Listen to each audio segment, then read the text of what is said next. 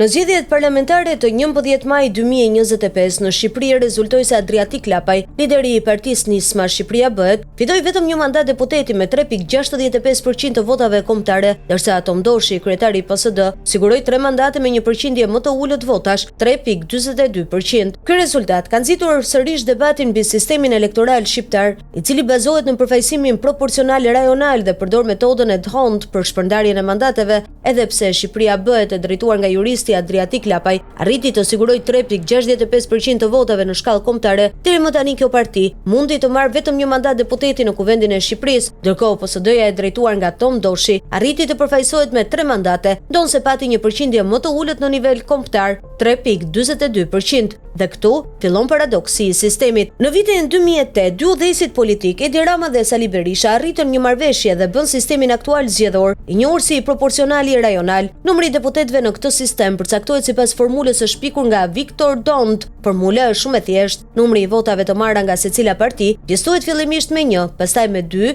me 3 e me radhë, derisa plotësohet numri i mandateve të përcaktuara për zonën zgjedhore. Për shembull, në qarkun Kukës, votat e secilës parti pjesëtohen me 1, me 2 dhe me 3. Rezultati i pjesëtimeve renditet nga numri më i madh tek numri më i vogël. Partive u ndahen mandatet sipas rezultateve të këtyre pjesëtimeve. Në Shqipëri, prandarja e mandateve bëhet mbi bazën e qarqeve dhe jo të një liste të vetme kombëtare. Çdo qark ka një numër të caktuar mandatesh në varësi të popullsisë dhe votuesve të regjistruar. Kjo do të thotë se rëndësi vendimtare nuk ka vetëm numri total i votave, por edhe se ku janë marrë ato vota. PSD-ja për shembull pati një përqendrim të lartë votash në disa qarqe kyçe si Shkodra dhe Tirana, duke mundsuar kalimin e pragut në ato zona dhe përjedhoi fitimin e më shumë mandateve. Në të kundërt, votat për Lapajn ishin të shpërndara në shumë qarqe, pa arritur të kalojnë kufierin për të marrë mandate në shumicën e tyre. Një disavantazh i qartë në një sistem ku përqendrimi rajonal është thelbësor. Pas shpalljes së rezultateve, shumë zëra kanë nisur të kërkojnë rishikim të sistemit elektoral Rama-Berisha. Kritikët theksojnë se modeli aktual